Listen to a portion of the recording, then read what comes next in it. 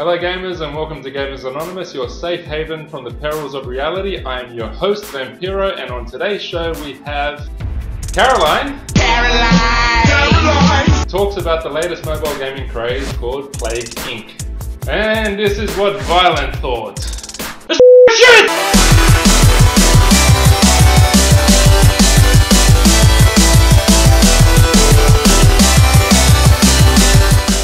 Lego Lord of the Rings. I thought it was a fitting choice as I'm a big Lord of the Rings fan. The Hobbit's just come out not long ago, so I thought what a better game to play. Now I've played a few Lego games before. I've played quite a few, and every one I've gotten an easy 1,000 gamer points. So not hard games, designed mostly for kids, but they're entertaining enough that big kids can play them as well.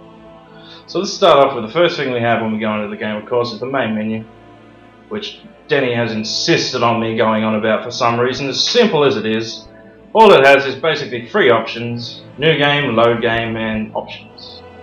It has a cool little thing where it mixes up the video every time you turn it on, and what the video that plays in the background. It's different. You got, I think, 3 choices. Not that impressive, but I was ordered to relay it to you. Next, gameplay. Now it's basically the same as you'll get from any other Lego game. You know, they don't change it much. Keep the simplistic design, just generally follow a story. And now this one being a Lord of the Rings game, it basically follows a summarized version of all 3 of the movies. Summarized, but they have their own little personalized parts into, with their little bits of comedy and humor that you've come to expect from Lego games. Character-wise, a large amount of different characters you can be, ranging from orcs to Uruk-hai, hobbits, humans, elves, all the characters from the movies, as well as some that are only mentioned in the book, so there's a little bit of a treat there for you. Character design, not that impressive, it is a Lego game after all, so the characters are generally pretty simplified. However, the scenery and the visualization of the level design is stunning. Just looks like what you would expect from a Middle-earth game. You know, just a beautiful scenery combined with the odd little Lego looking tree here and there, making probably the most visually well presented Lego game they've made so far. And almost dumbed down. And complete idiot could get these puzzles. However, the only puzzle that I actually had difficulty with wasn't due to complication of the actual puzzle. It was just due to the stupid mechanics, and that would be all the puzzles required using Gandalf or one of the other wizard staffs. In which case you have to levitate the blocks or whatever it is you've got to do and position it. Very glitchy, bugs up, you'll spend 15 minutes trying to do the simplest of things on it. Very annoying, but other than that they're fairly simple and almost boring compared to some of the other ones in the past. One of the best parts about it is the fact that it takes all the dialogue and even the complete soundtrack from the actual movies. Now there's been times where I just get bored from repetitively doing the same thing, but one thing that keeps me interested in it is the soundtrack. The beautiful songs and really cool songs of the Uruk-hai, and you know, you got a whole list of different ones from the movie, plus all the dialogue as well, so you got all the actual actors playing it.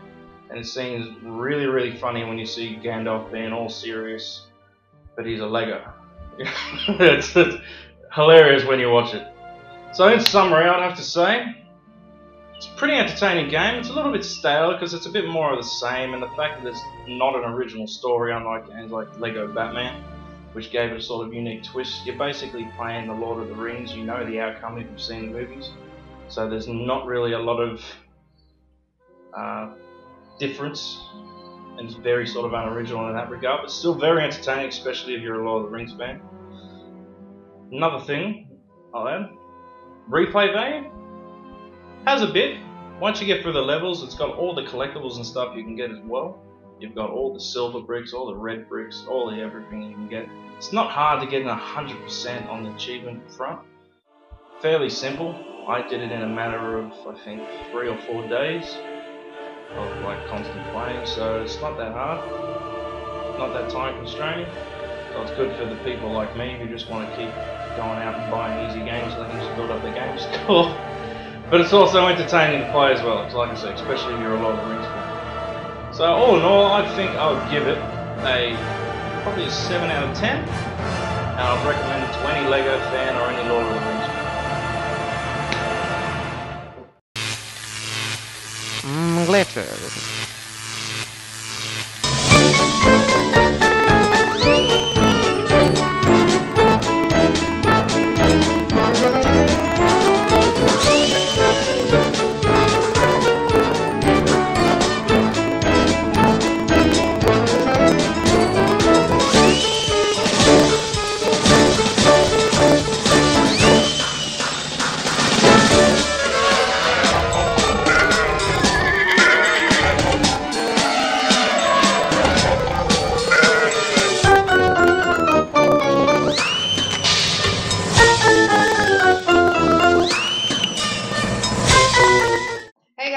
Today we are reviewing a mobile app which is basically just gone viral on the mobile app stores and stuff. It's called Plague Inc. It's an endemic creation. They're the developers, and it's actually brought to you by Miniclip Games.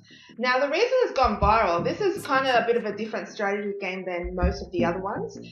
There is no fancy animations or graphics or anything like that. You know, you get the basic animations on it, but it's gone viral because you really have to be smart to create your bacteria or your virus or whatever you do end up creating that plagues the entire earth and destroys us from existence.